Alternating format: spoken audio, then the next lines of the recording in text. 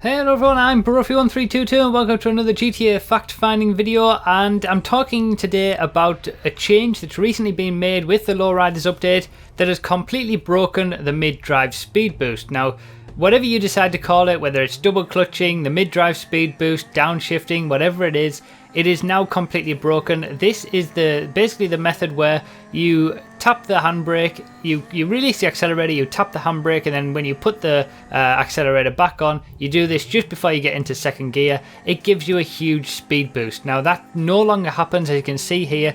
It doesn't accelerate the car at all, and it's like you've missed a gear in real life. That's the best example that I can give. So what I'm going to do is just show a little clip from the 6th episode of this series, which tells you what this is so we can all be up to speed on it.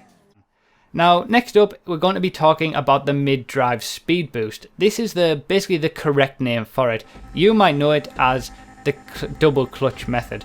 So listen to the engine as this goes on.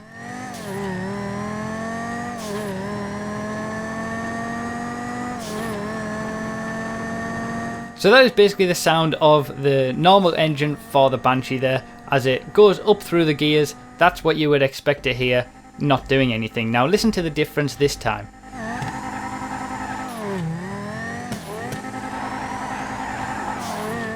That was the important point. Did you hear that, where the revs really kicked in and you got a little bit of a speed boost there? That's what's called the mid-drive speed boost. I don't know where the name double clutching came in, because it's completely not anything to do with double clutching in real life. It's a terrible, terrible name for it. Mid-drive speed boost is the more accurate term for it, and that's what I'm going to be calling it from here on out. So there you have it there. That's what used to happen. That's what we used to have before this recent update. Now I'm going to show you an example, and again I'm going to shut up so you can hear the engine sound of what happens here. And this is what basically happens now after the Lowriders update.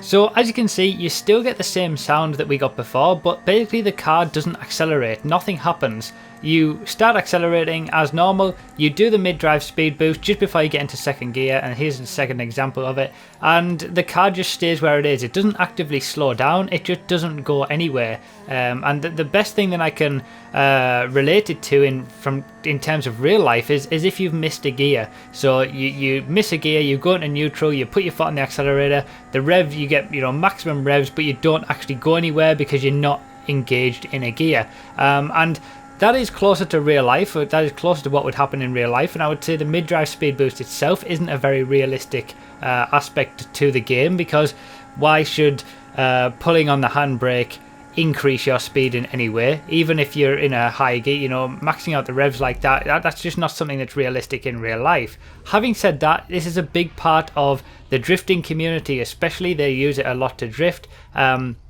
And also the drag racing community uses it as well. It is somewhat there in the racing community, but it's not as effective in a regular racing situation. But you can see here in terms of the example on the screen how much of a difference this makes. This is trying to do the mid-drive speed boost on both of these examples, and you literally just don't go anywhere, and you don't accelerate anywhere near as much as what you used to. So the question is, why does this happen now? What is the reason behind this? What has changed to make this break? Because they haven't just patched this for the sake of patching it. They've done something different to the game, and it's all about the way the game handles the traction control system. At least that's what I can tell from the testing that I've done, and I'm going to show a few examples of that. So in the next few clips, just listen to the engine sound in these next two clips to see what happens.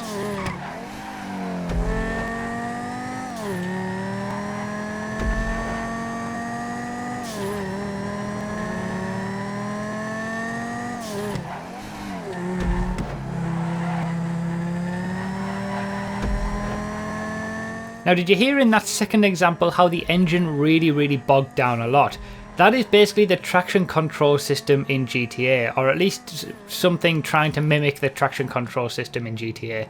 Basically, on a lot of these examples that you're about to see, I am turning a little bit more than is necessary just to show you what's happening, because this isn't the sort of thing that used to happen, certainly as much as this. Basically, For those of you who don't know, a quick lesson in traction control, what it does is it cuts the power of the engine to make sure that you don't spin out. So if you put too much accelerator whilst you're steering, then the wheels will lose grip and you'll spin around, you'll get some oversteer. Traction control helps alleviate that by basically cutting the power, the amount of accelerator that you can apply. It does that automatically, so it's basically doing the job for you, and it means that you aren't going to be spinning out or oversteering at any point. Now, in some of these examples that you're seeing on the screen, I'm turning and accelerating I'm turning fully and accelerating fully as well, and under normal circumstances before this update, that would have resulted in a lot of oversteer. It would have resulted in the car perhaps spinning out, or certainly getting a little bit of oversteer, which means that it steers a little bit, it sort of, the back end comes round on you a little bit, and it would have to be corrected by the driver. But what's happening now is it seems that the traction control system in GTA has increased its power quite a lot. The increase in this traction control system means that you can basically fully accelerate and fully turn at the same time, and the engine will just bog down. It will just completely cut out on you. It won't give you the maximum power of the engine because it doesn't want you to basically spin around, or it basically wants to protect you as you've made a mistake. It wants to stop you from making that any worse, spinning out or anything like that. So the example that you're about to see is the way that you can get around this, and this is something that has been in GTA for quite a while. This whole idea of a traction control style of system in GTA has always been there, but it's never quite been as powerful as this.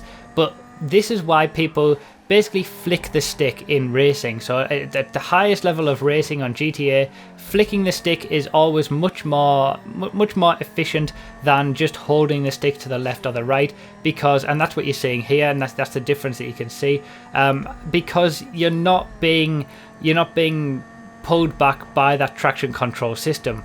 You are basically tricking the game a little bit into not activating that traction control, because you're constantly flicking the stick to the right all the time, so you're able to turn a little bit better, and you're able to keep the full power on as well, and you're able to modulate it yourself, so you can always do better than what a traction control system do if you are a top level driver.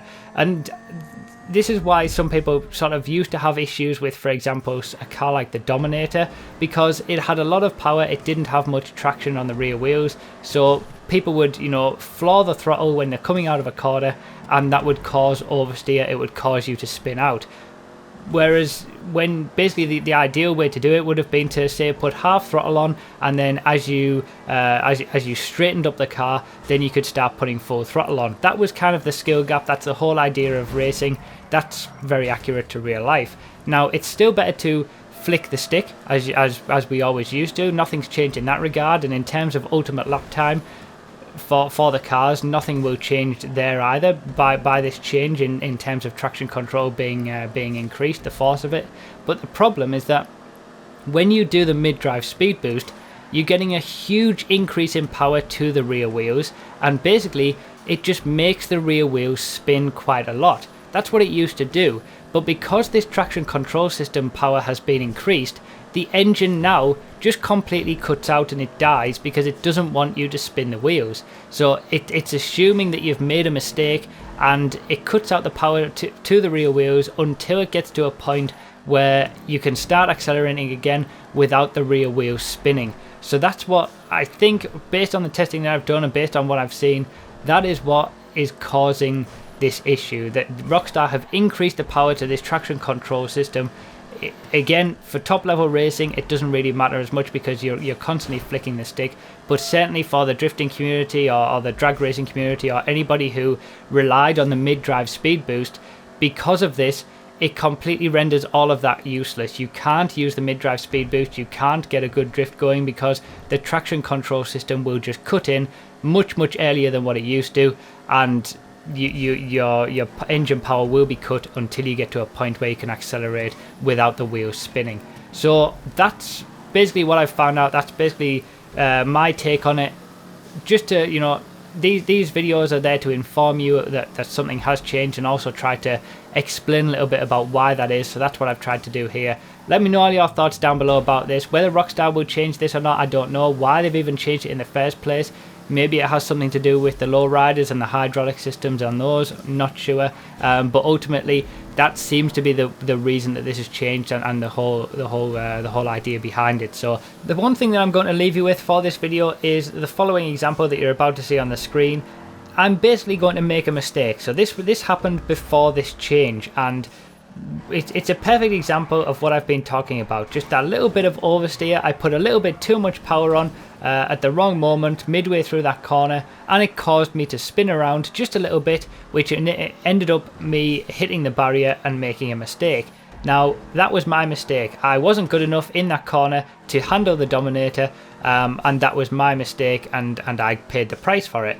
Now it's up to you whether you think that is something that should happen, or should it not happen. You know, we don't know exactly why Rockstar have changed this, as I've mentioned, but if it is for things like that, to make the cars a little bit easier, because if that had happened after this update, basically what would have happened there is that the engine would have just cut out a little bit or reduced the power, so that I didn't get that bit of oversteer and I didn't hit that barrier, and I just continued on a little bit slower. So it basically makes driving a little bit easier.